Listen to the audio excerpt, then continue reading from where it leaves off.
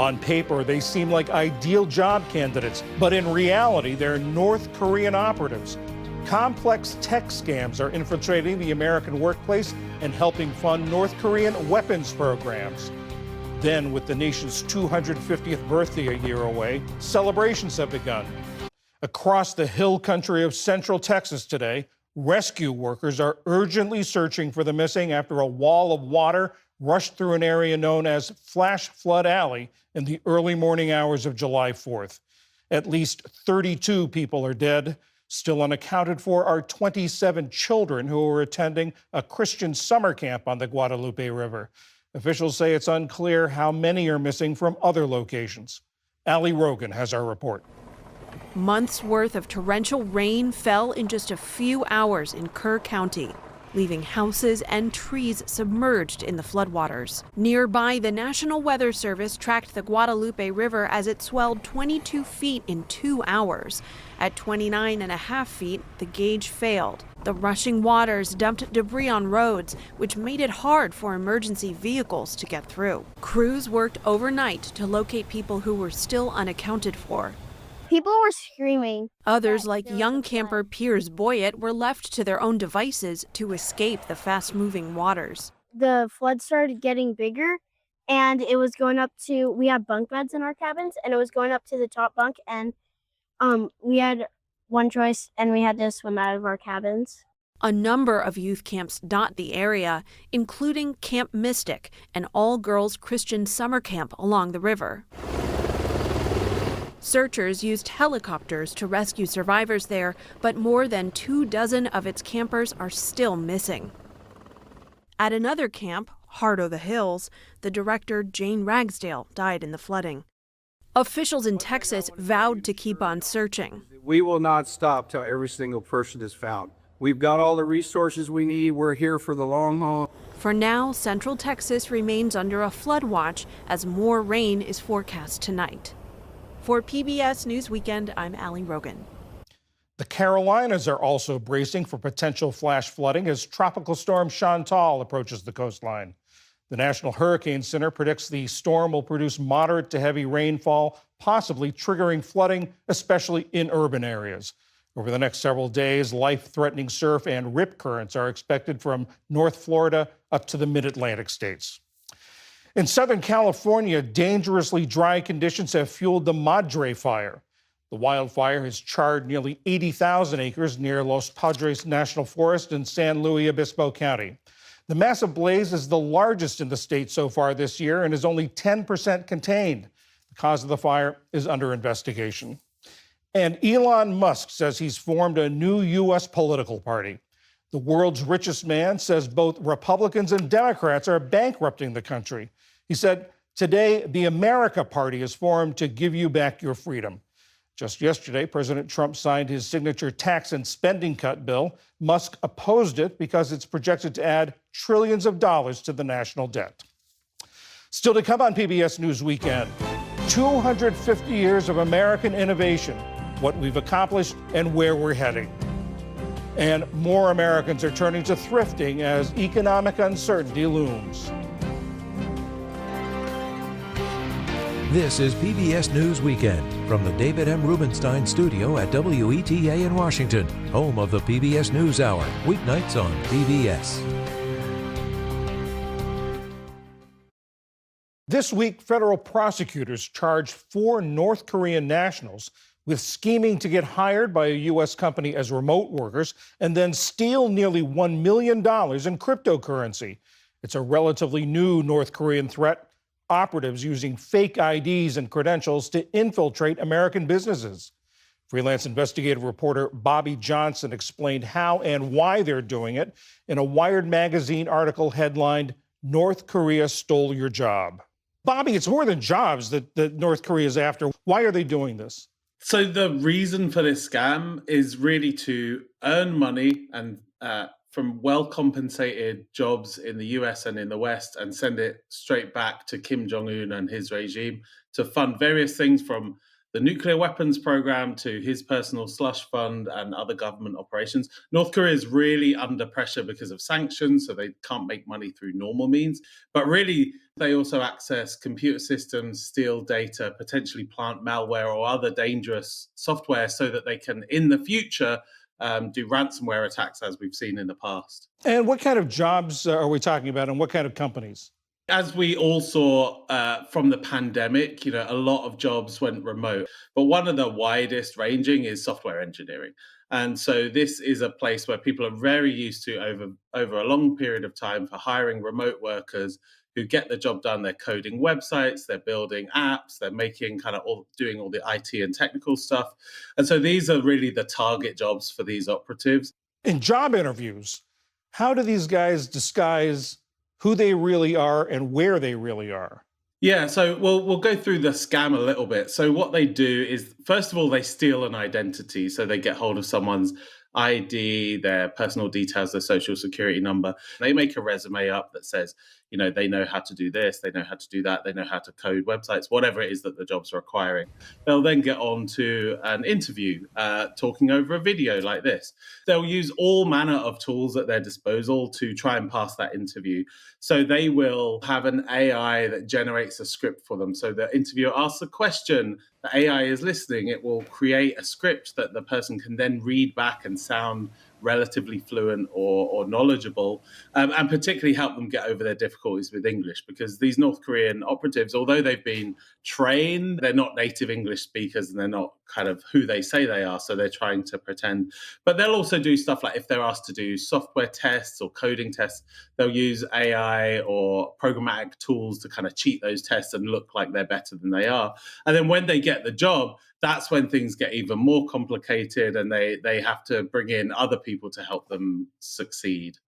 And help. They need help on the state side, don't they? There are all sorts of federal forms that have to be filled out and signed. So they're based usually in China or Russia, and they are kind of dialing in remotely to these jobs. But that's a real red flag for folks, right? So what they do instead is they kind of have a middleman who's based in the US, maybe somewhere like Arizona or Minnesota or Illinois, and they're just in an ordinary home. But what they do is they kind of act as the point person. And so they'll be filling out the forms, they'll be opening or holding bank accounts that monies are being paid into that they can then disperse back to the North Koreans.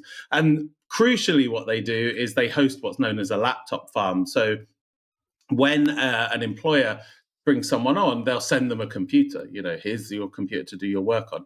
What happens is that computer gets sent to the middleman, not to the North Korean, gets sent to the middleman, set up in their home where they install tools that allow the North Korean to dial in from China or Russia into that laptop and then kind of leapfrog and piggyback its way to the company's computer network so that it never appears that they're dialing in from outside the country. How big a problem is this and how long has it been going on?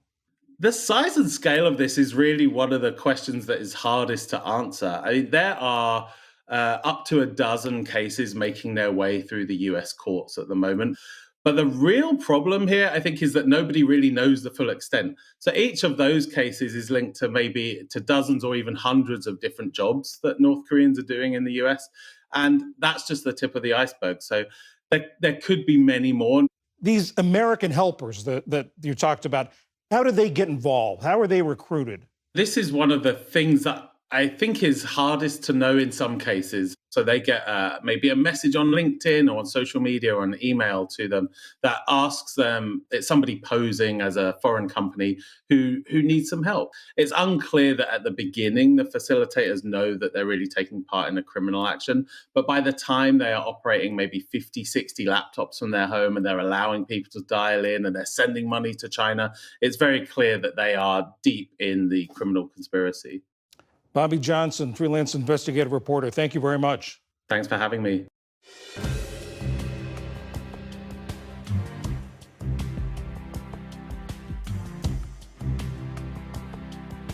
This week, President Trump went to Iowa in America's heartland to start the countdown to the nation's 250th Independence Day next year. To mark the anniversary, the Nonpartisan Center for the Study of the Presidency and Congress is looking at 250 years of U.S. innovation. Earlier, I spoke with Glenn Nye, the center's president and CEO. Mr. Nye, why innovation? Why pick that as the topic? Well, thanks for having me, John. We started thinking about this project about a year ago. We really wanted to root our work on this idea that the arc of the American story over the first 250 years really is a story of innovation and renewal. The country was founded on some somewhat innovative principles at the time, but they knew they wanted to create a more perfect union, a union that would get better and better over time as we refreshed, as we revisited, as we innovated on those founding moments. So what sorts of innovations are we talking about? Well, we're focused on a couple of sets of innovation, one in science and technology and the other in democracy. And what we wanted to start with first, John, was we created a set of modules called Life in 1776, which we featured on our website. All these aspects of just regular life back in 1776 that help us ground the beginning of the story. But then we wanted to look at the arc of the 250 years since. We wanted to look at innovations in science and technology. So we started looking at things, everything from Benjamin Franklin's bifocals through to assembly lines and interchangeable parts, all the way through to modern technologies like cell phones and genetic sequencing and even ChatGPT. And we created a visual timeline on our website where Americans can go and reflect on how these innovations have kind of built on each other over time. Soon, we're going to release a new timeline, which is going to include innovations in democracy. So taking the starting point back from the Constitution and the creation of the Bill of Rights, and all the way through those changes over time, like the increase in voting rights and civil rights, some of the ones that are better known, but also some things that aren't as well known, like political primaries and partisan primaries, up to recent innovations where American states now are trying to figure out replacing those primaries with primaries that are open to all voters in an effort to try to innovate to make our political system less dysfunctional and more representative. Are there ways that the American character, both of the country and of the people, have affected or shaped the innovations? And on the other side, have the innovations shaped the American character? I think they really have. I think what one will get out of looking at our reflective timelines on innovation is this notion that America is pretty special and unique in many ways. And I think what's really interesting about the United States is we've made investments that have benefited us greatly in education, in access to information, and also a culture that just promotes risk-taking and allows for innovations to be rewarded, whether it's through patents or commercial success or just celebration by the community. Continual improvement. The United States is a work in progress? It is a work in progress. And I think one of the most important lessons of this project that we're hoping Americans will take away is when we look back over this timeline of improvement and innovation, not simply to accept the greatness of the things that were done by our forebears and those who have created innovations over the 250-year arc, but actually to take that as a challenge to ourselves today as modern American citizens, to look back at the really amazing innovations those that came before us made and charge ourselves with the responsibility to take the project forward, to use that as inspiration to continue that series of innovations such that the United States could earn another amazing 250 years to the story. The last big milestone, of course, was the bicentennial in 1976. You talk about renewal. It came on the heels of Watergate, sort of a stress test for American democracy. How would you assess the state of American democracy as we approach the 250th? Well, I think stress test is a word that applied back in the 1976 era, and it's definitely a word that applies now. There's a lot of anxiety and consternation over where our particularly arc of democracy has brought us and where it's going. And I think there's good reason for concern and a lot of consternation and conversation about where we should go from here. But it's our sincere hope that the consternation isn't the end of the story here. You know, we don't want our story to end and stagnate at the 250th year of the story. We want to take this as an opportunity to talk about those consternations, to visit with each other as Americans about where we can improve. And also, I think it's important, the reflection over time in the history of our country reminds us that change is a regular part of the history of this country. There was no time at which we stopped innovating and changing.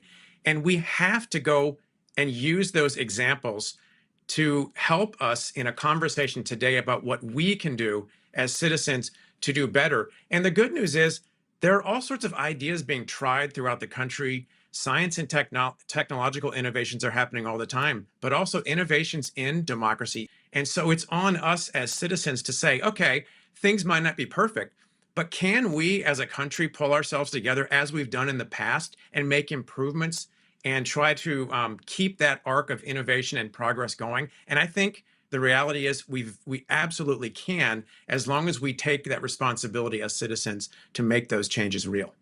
Glenn Nye, the Center for the Study of Presidency in Congress. Thank you very much. Thank you, John. Pleasure being with you.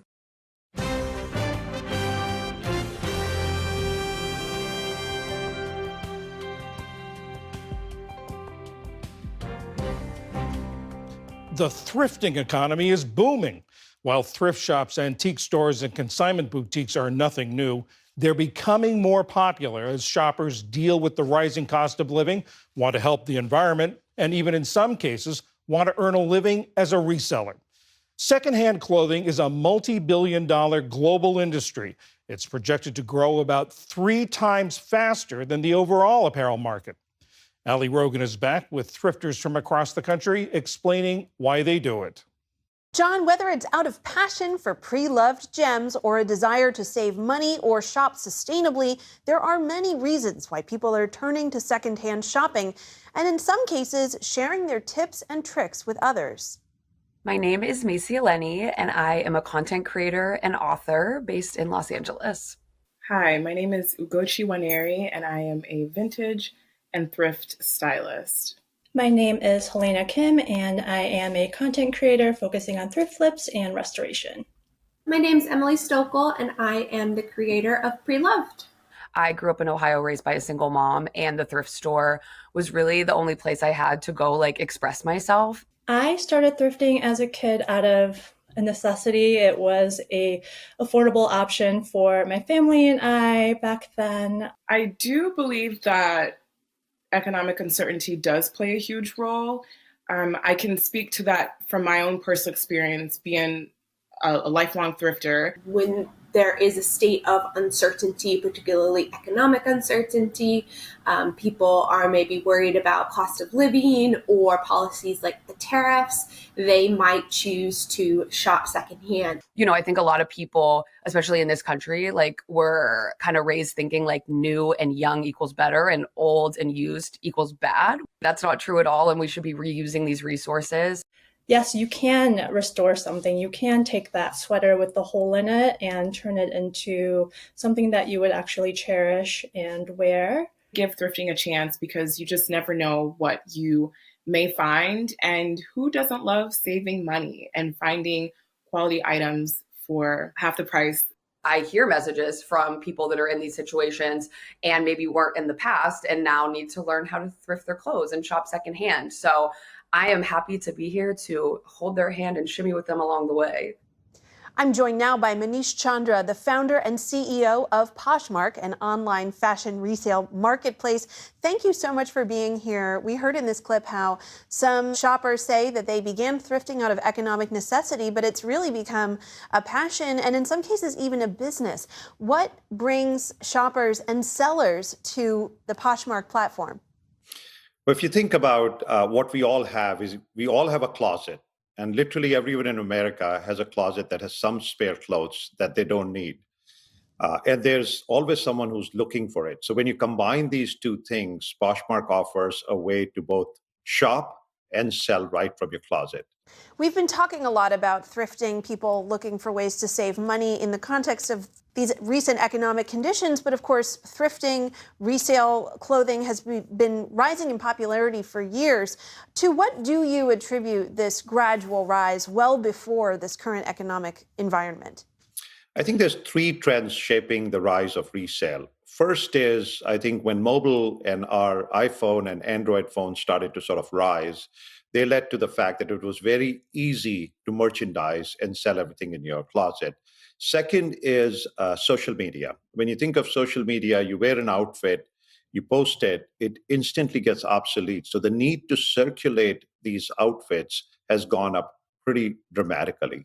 And third is the focus on sustainability and vintage, the ability to sort of shop these amazing styles, be able to go back 30, 40 years and pick up styles and do it in a sustainable fashion is reshaping and really pushing resale as a mainstream shopping approach.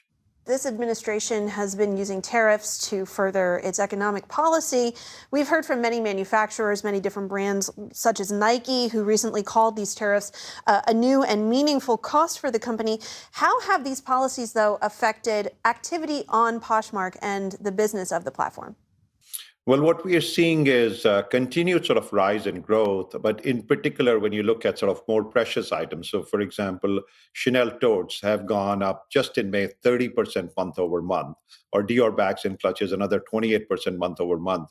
What you're seeing is that as people are looking at Poshmark, not just as a place to shop for authentic style and vintage stuff, but as a place to hunt for discounts, it really gives them an alternative to traditional shopping. As we see these trade wars continue, affecting supply chains, affecting prices, how do you think that's going to affect the resale fashion market going forward? Well, as you know, tariffs have been a changing piece. So some of it is sort of starting to show up in the economic data, and some of it will show up in the future. What we are doing really to respond to it is leaning into what we do best, which is offering our shoppers and sellers more advanced tools that they can use, leveraging the power of AI. So it allows for a lot of people to get and participate in the act of selling. On the shopping side, we've introduced a live shopping format that allows people to look at the item, discover sort of in an entertainment format how they can shop. We've added the ability to take a photo and quickly find items like that on Poshmark. So we are leaning into technology to help our sellers and shoppers leverage what they have in their closet and shop each other's closets. And the resale market is in some ways a counterweight to the fast fashion industry, which is characterized by high turnover of styles, low-cost products. Fast fashion is, of course, still very popular despite tariffs affecting shipping costs and that like. So how do you see the position of the resale fashion segment as it relates to the fast fashion industry? If you think about the need for fast fashion, it really is on the fact that the clothing we are wearing is getting obsoleted for us at a very fast pace. You know, the styles are changing. We have micro trends happening. Sometimes it's Y2K, sometimes it's Barbie core, sometimes it's grandma core. So all of that forces the style and trendy to kind of change their style. Well, another completely alternative way to do that is through resale, where you can circulate everything you have, get amazing products, get high quality products, mix and match, and restyle what you have, and do it in a way that's both, friendly to your wallet, but also friendly to the economy and sustainability. So resale offers a 180-degree alternative to fast fashion. And we believe it's a much better, much more stylish. And also one of the things that fast fashion doesn't offer that resale offers is uniqueness. Barbie core, grandma core, I simply cannot keep up. Manish Chandra, founder and CEO of Poshmark.